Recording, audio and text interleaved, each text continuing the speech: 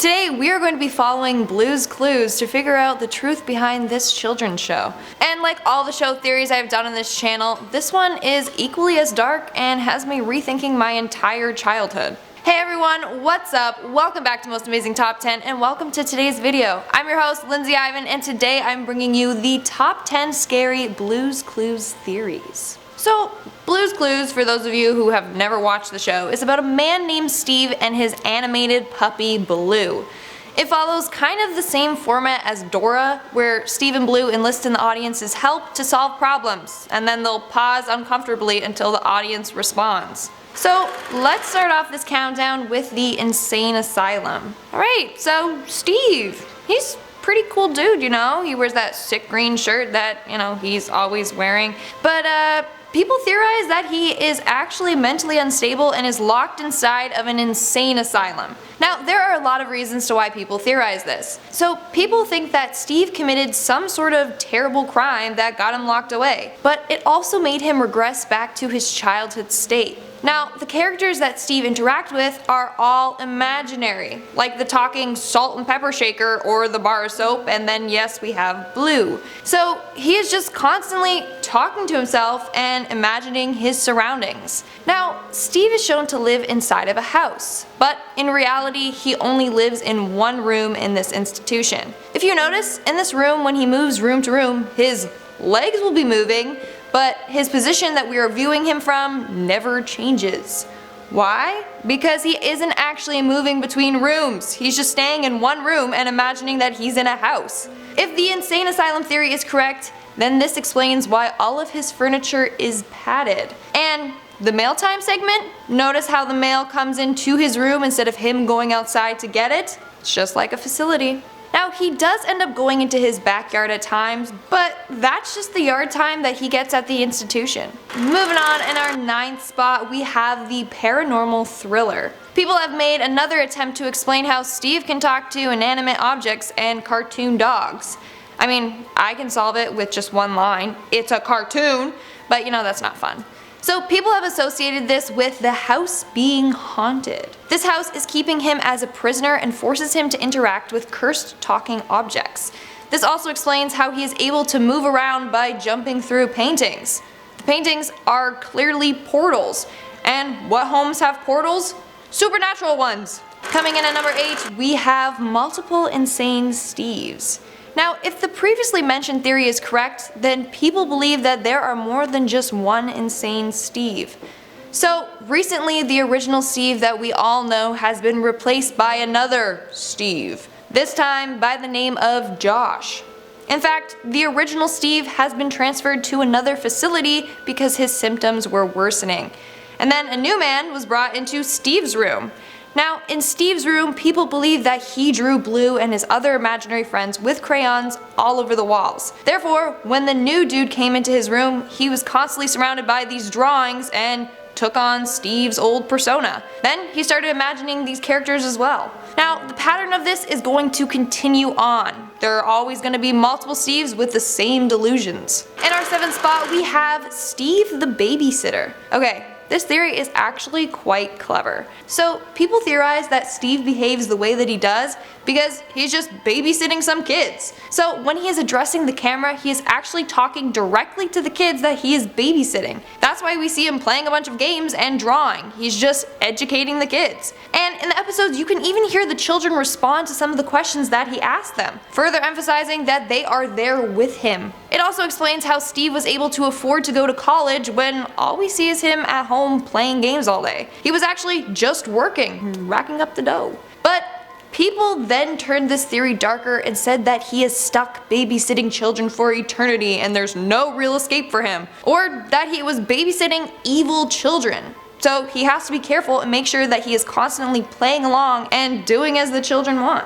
Coming in at number 6, we have the abusive family. Now, this theory sheds some light on the backstory of Steve. So, in one of the Blue's Clues episodes as a special, Steve's brother Joe talks about Blue and how she met Steve. So, basically, Joe claims that Steve was a lonely boy with no friends. I mean, that's already pretty sad for a children's show. But anyways, Steve would always read this book about Blue, a dog that was also very lonely. Every night, Steve wished that he could just have a friend. That was until Blue came out of Steve's book and came to life. Pretty messed up as it is, but of course people wanted to take this one step further. Now, they believe that Steve and Joe had a fairly dark childhood. They think that they were abused and isolated by their family. This led them to be closed off socially. Steve created Blue as an escape from his abusive life. Steve eventually escaped when he was old enough to live on his own, but he still suffers from all the trauma that he was faced as a child, and that's why he always needs Blue to be by his side to help guide him and comfort him. We are now at our 5th and halfway spot with the Brainwasher. Now, there's already a lot of controversy from people who believe that the government is trying to brainwash kids by inserting subliminal messages into children's games, toys, and shows. And apparently, Blue's Clues is guilty of this too. So people believe that Steve is in fact a member of the CIA. Like, geez, first Dora and now him? Like, who else is a secret agent? Maybe I am, who knows? Anyways, they believe that Steve was an ex-CIA agent who specialized in subliminal messaging and manipulation. The government then hired Steve, altered his appearance so he looked more kid-friendly, and got him to be the host of this show. Steve then used this show as a way to brainwash kids. Moving on to number 4, we have Murderer Steve. So Steve isn't the quirky innocent dude we all made him out to be.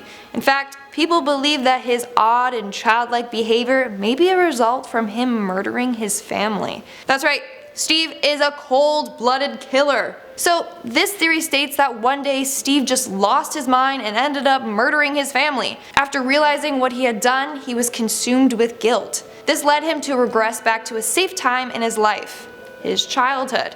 There he copes through imagination and play. Now, whenever Steve is searching for the clues in the show, he is actually trying to piece together clues from his childhood to try and understand what caused him to snap and kill his parents. Okay, I honestly think that somebody needs to turn this into a movie, like maybe Memento 2 starring Steve. I'd watch it. Coming in our 3rd spot, we have virtual reality therapy. Honestly, these theories are getting more and more creative and interesting. So this one says that whatever Steve is experiencing is actually from him playing a VR simulator. So people theorize that Steve actually suffers from brain damage. As a result, this simulator is some sort of therapy for him. Doctors use this simulator to teach him about everyday things since the brain damage has caused him to forget. This is why we see him pretending to walk to different places like you would do in virtual reality. It also explains why he's constantly finding clues and solving problems. It's all an attempt to help him recover. In fact, the thinking chair was specifically designed to stimulate Steve's thought processes. Okay, I'm saying that's a pretty clever theory, not bad. In our 2nd spot, we have agoraphobia. Ever wonder why Steve is always in his house and rarely outside? I mean, it's probably just easier for the production company. Or it could be because Steve suffers from agoraphobia. Agoraphobia is basically anxiety from being out in public places or situations. So they believe that Steve is a real person that is too afraid to step foot outside of his home. He may just feel more comfortable in the constraints of his own home. But eventually Steve got bored of just living at home, so he decided to start making little educational videos for children. These videos give him something to do, distract him from his anxiety, and allows him to feel connected with the outside world. Eventually, children started getting bored and wanted to see him outside of his house.